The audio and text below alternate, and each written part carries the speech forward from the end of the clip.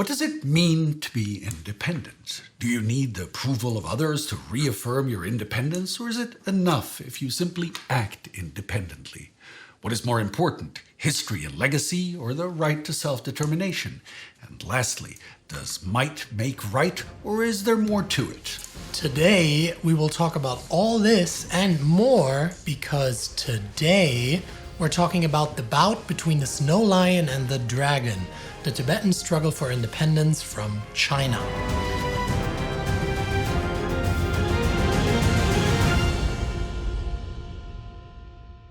Welcome to Season 1 of TimeGhost Cold War coverage in our series War to War, where we cover the events of the decade after World War II that brought man from the brink of destruction to the threshold of the stars. I'm Spartacus Olsson. And I am Sebastian Brandstetter. To understand Tibetan China, we need to go decades, even centuries back. So what we today consider Tibet is more or less incorporated into China under the Yuan dynasty, reigning from 1271 until 1368, headed by Kublai Khan, a grandson of the infamous Mongol warlord Genghis Khan and his successors. While we do not want to get bogged down in the details just yet, one important aspect that develops here is the Choyon, or Emchodyon, the priest-patron relationship. From the Tibetan perspective, this relationship isn't about political domination. Instead, it's about a spiritual partnership. The word itself combines chonei, meaning a revered spiritual teacher, and yondang, the generous patron. Leaders like the Mongol Khans or Manchu Emperor support the Dalai Lama, the highest spiritual and political leader in Tibet, not as their rulers, but as devoted patrons. In return, the Lamas offer spiritual guidance. For Tibetans, this is a relationship of mutual respect, spiritual wisdom in exchange for material support, not one of political subjugation. This arrangement, bar some changes, persists throughout the Ming and Qing dynasties that follow the Yuan dynasty of Kublai Khan. Having just skipped half a millennium, the next crucial development takes place in 1903. Then, the British Empire, through British India, invades parts of Tibet. You see, Tibet refused to honor agreements made between the Chinese Emperor Guangxu and Queen Victoria of Great Britain in 1890 and 1893. Firstly, Britain now claims stewardship over Sikkim, bordering British India in the northeast. And secondly, it also demands the right for British merchants to trade in Tibet. Then, letters from the Viceroy of India, Lord Curzon, to the Dalai Lama are met with steadfast refusal in 1899 and 1901. This, the British see as leaving them with only the necessity of taking steps to secure their rights and interests under the said convention and regulations. This all happens against the backdrop of the Great Game, the rivalry between Britain and Russia in the 19th century. The Brits fear that Russia could invade China and take the regions bordering with British India. Hence, they want parts of Tibet as a buffer zone. In July 1903, a British force enters Gampazong in Tibet via northern Sikkim. On August 3, 1904, 4,000 redcoats enter Lhasa, the capital of Tibet. While Tibetan forces do provide resistance along the way, it isn't enough to stop the British advance. A treaty is then drafted, creatively named the Treaty of Lhasa, and signed on September 7th. In it, British interests in Tibet are enshrined, and afterwards, the British troops return to India. All the while, the 13th Dalai Lama, Tubden Gyatso, is furious with both the British for their invasion and the Chinese for failing to protect Tibet. Rather than risk capture or negotiate under duress, he flees Lhasa as British troops approach. In response, the Chinese government formally deposes him, further deepening his frustration with both powers. Seeking a way out, the Dalai Lama turns to Russia for support, but is denied any real help. Moscow does not want to provoke either China or Britain directly. Realizing he has little choice, he decides to reconcile with the Chinese authorities and travels to Peking in 1908, the first visit by a Dalai Lama since the 5th.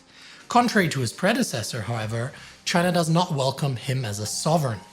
The Chinese government now added a new, rather demeaning title, Our Loyal and Submissive Vice-Regent. They demonstrated clearly that he was subordinate to the emperor and that his position in Tibet was dependent on their goodwill. After this visit, he returns to Lhasa, the capital, only to find Chinese forces under General Shao Erfeng already waiting to enforce control.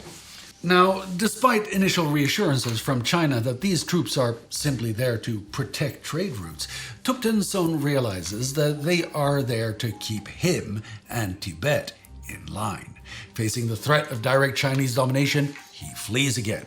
And as a result, on February 25th, 1910, the Chinese depose him again. This time, Thubten flees to British India. During what will turn out to be 3 years of exile, he thinks over the circumstances that led to his country being conquered twice in 6 years. Also in exile, shaped by his new friend Sir Charles Bell, the Dalai Lama conceives a new vision of Tibet. It's a change of tack. The basic Tibetan strategy utilization of Britain and India vis-a-vis China. So the Dalai Lama lets Peking know that he would still accept a loose form of subordination to the Manchu emperor, but now only with the British acting as guarantor against Chinese perfidy. In October 1911, a revolution against the Qing dynasty erupts, with the Dalai Lama anxiously watching from exile. The Chinese troops stationed in Lhasa begin extorting Tibetans because of the lack of provisions from the crumbling empire. Then, in February 1912, the Chinese child emperor Puyi abdicates. Beholding the weakness of the Qing Empire, Thubten seizes the moment, creates a secret war department, and calls for an armed rebellion against the Chinese. Distracted by the rebellion in China, Chinese forces have a hard time fighting the Tibetans. By April 1912, 3,000 Chinese troops surrender and are allowed to return to China via India. By August the same year, Lian Yu, the highest Chinese representative, leaves Lhasa for good, followed by the last Chinese troops. The Dalai Lama finally returns to the capital in January 1913. For the first time since the 18th century, no Chinese troops, officials, or bureaucrats can be found anywhere in Tibet. And this, right here, is where things get complicated. So what is to become of Tibet now? The Chinese have this to say. The British decided to take advantage to press ahead with their Tibetan independence project.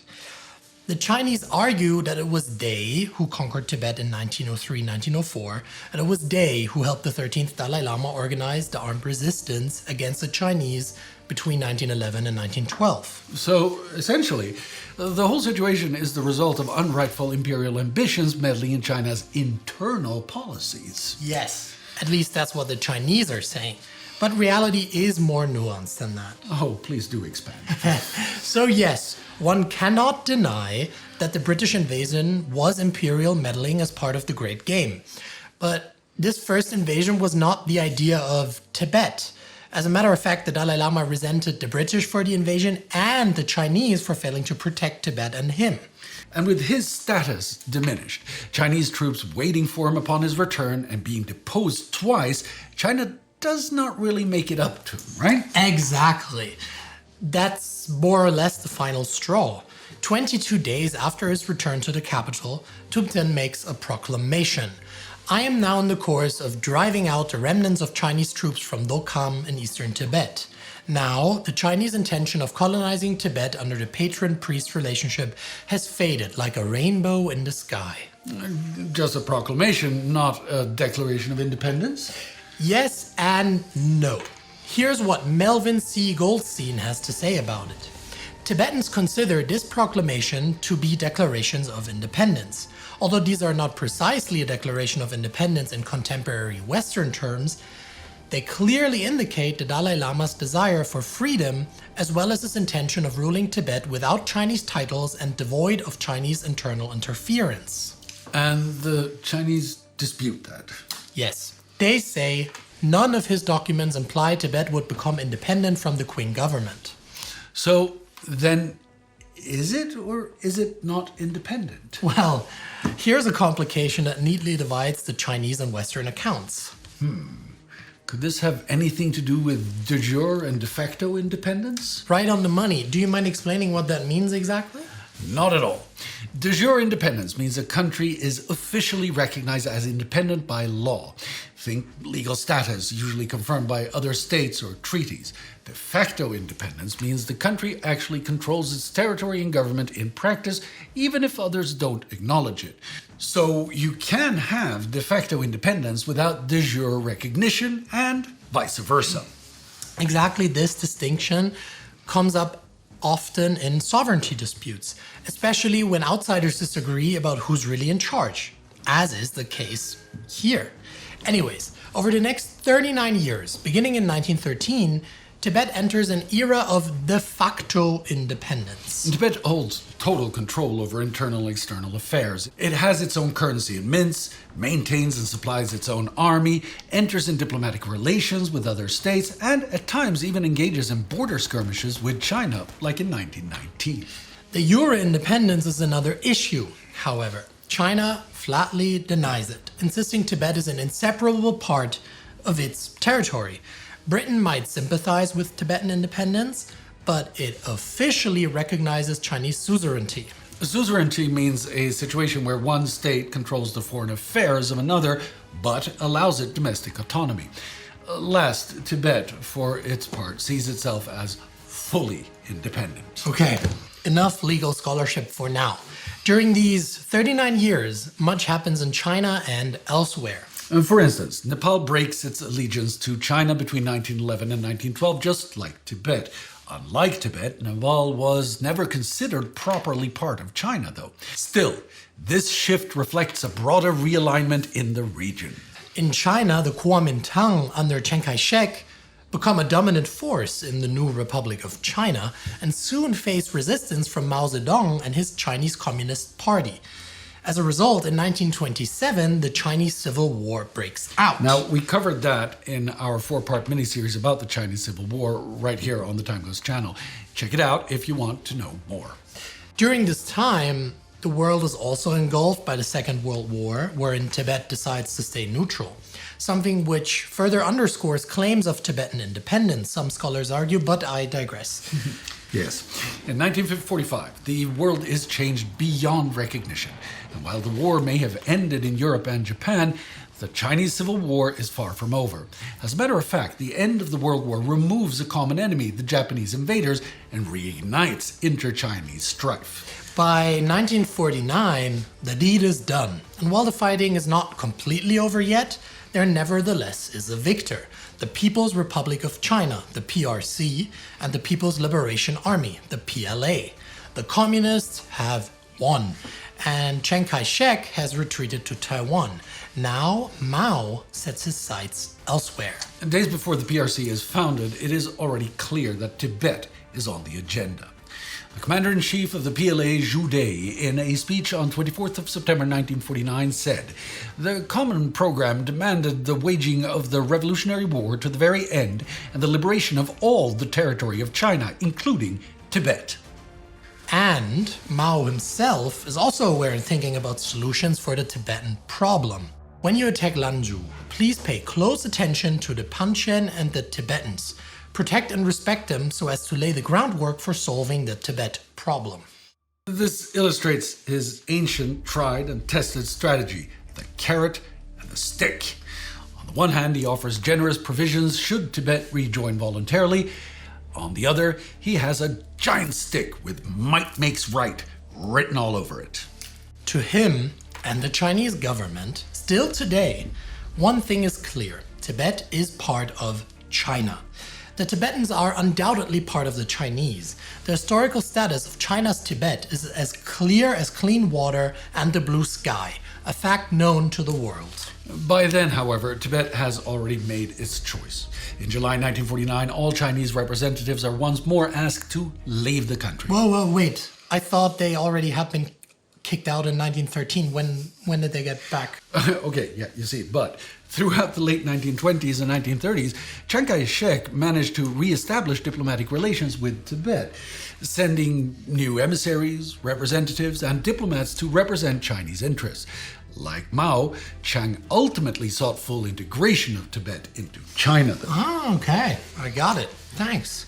The expulsion, however, has two outcomes, as outlined by Tsering Shakya, a Tibetan historian. By severing its ties with China, Tibet had emphatically declared its desire to remain independent. On the other hand, this provocation made the communists even more determined to gain control of Tibet. Tibet says no to the carrot, so Mao begins prepping the stick. Tibet and the not yet in power 14th Dalai Lama, Tenzin Gyatso, know this. It is customary for him to assume full power at 18, and at the moment, he is only 14. Yes, that's right. So, in search of help, Tibet looks outwards to the powers who, at least on paper, stand for the principles enshrined in the Atlantic Charter and the Universal Declaration of Human Rights, a central pillar of which is the promise of national self-determination, the United States of America and Great Britain. Okay, let's begin with the British. India, the primary British interest in the region, gains independence in 1947. To learn more about what and why, check out our video about it, which is also right here on the TimeGhost channel. For the British, this means, a pragmatic Foreign Office staff noted, we therefore consider that any attempt to intervene in Tibet would be impracticable and unwise. We have no interest in the area sufficiently strong to justify the certain risks involved in our embroiling ourselves with the Chinese on this question. So, no tangible help to be expected from there. But what about the US? Until 1949, the US supports Chinese suzerainty. Now, maybe Washington is willing to go further. During the Civil War, the US supported the nationalists under Chiang, and they still support them now. However, with them having lost, the few remaining non-communist bastions in China suddenly become areas of great interest. However, Tibet should not expect any sizable assistance from Uncle Sam either. While the US could, and perhaps even wants to, support Tibet, it won't do so at any cost. And as it so happens, a direct involvement most likely would incur considerable costs. For one, it would change a core tenet of the US-China strategy. A basic principle of our policy towards China has been respect for China's territorial integrity. This policy should not be abandoned unless it is clear that a permanent breakup of China is inevitable and that we have a substantial stake in Tibet. Then there is also the risk of provoking the Soviets by making a move in an area that they see as definitely falling within their sphere of influence. Third, Tibet is remote, very remote, and landlocked, with plausible access only possible through India, which is now independent and understandably unwilling to appear as perpetuating Western imperialism, maintaining a cautious, non-aligned stance to avoid Cold War entanglements to preserve good relations with China. So, essentially, Tibet stands more or less alone. By early 1950, the cogs of the vast political machinery of the PRC begin slowly moving. On January 2nd, 1950, Mao Zedong decided that the Southwest Bureau should assume the task of sending troops and managing the affairs of Tibet. Throughout spring and summer, Mao continues attempts to get the Dalai Lama to Beijing to negotiate in person. But by October 1950, these attempts stall for good. Briefly, Mao's strategy is reduced to its primal and violent element, the stick. So, the PLA swiftly attacks eastern Tibet and takes the critical town of Chamdo. The PRC explains its actions. The local government of Tibet refused peace talks and the PLA was forced to fight the Kwando battle. The Tibetan army, although formidable in its own right, stands no chance against the might of the PLA. After the Chinese victory, Mao picks up the carrot again and continues to demand negotiations.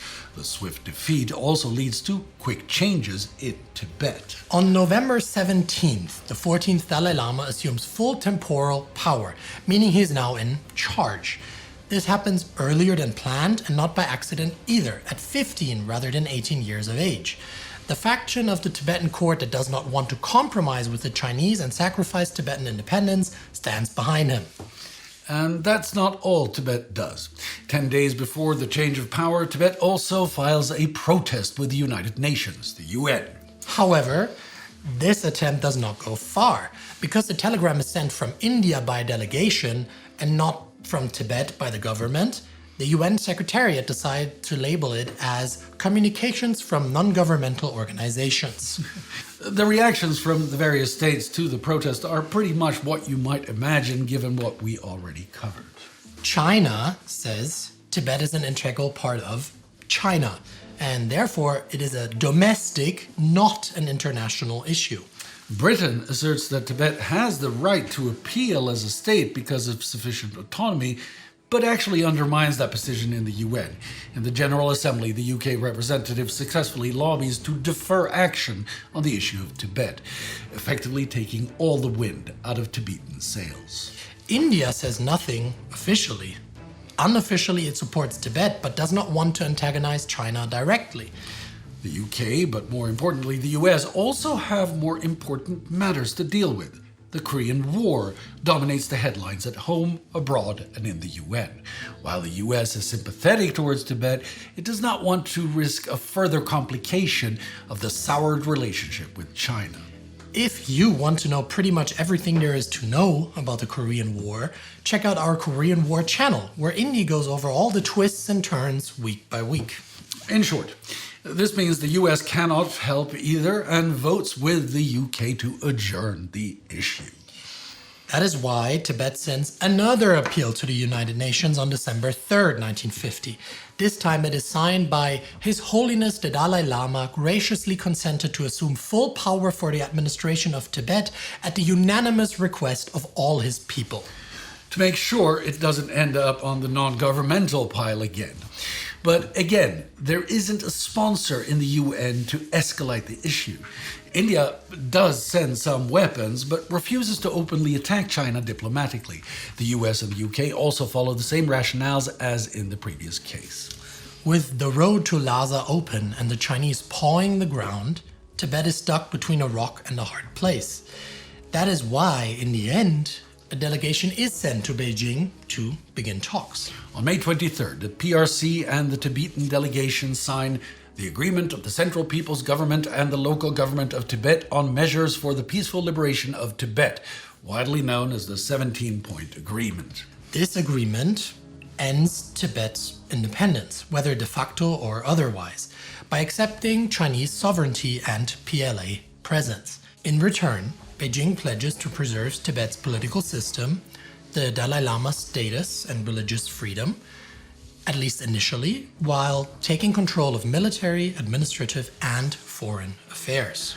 While the government in Lhasa drags its feet and the agreement is very divisive inside Tibet, seeing no other options, the Dalai Lama eventually relents. On the 24th of October 1951, the Dalai Lama sends a telegram to Chairman Mao directly. The local government of Tibet, the monks, and the entire Tibetan people expressed their unanimous support for this agreement. This is not the end of the story of Tibet and its struggle for independence, though, but it is the end of today's episode. We leave the story at a point where Tibet, figuratively and literally speaking, signs a treaty with a gun to its head, abandoning its hard-won independence in favor of naked survival. Most of you will know the 14th Dalai Lama, Tenzin Gyatso, because in 2025, as he turns 90, he is still leading the Tibetan struggle for independence, now from exile, and has become an icon of the conflict between human rights and authoritarian oppression. What Tibet's story shows is an overarching reality for many smaller states during the Cold War. Even though international relations now are based on the human rights regime, even though powerful nations like the United States supposedly stand behind it, sometimes still, as in ages past, the strong do what they can and the weak suffer what they must. For smaller nations, navigating the waves unleashed by the clash of colossi is not easy, and some, like Tibet, are swallowed whole and dragged below the waves. What is Tibet when the Korean War is raging? To Tibetans, everything. To the superpowers of the day, nothing. Realpolitik does and will often override principles deemed, at least in theory, inviolable. To learn about such moments throughout the Cold War, join our mission and become a member of the TimeGhost Army at timeghost.tv or patreon.com. It is only through our community that we are able to cover the decade-long conflict that shaped our modern world more than any other. Excelsior!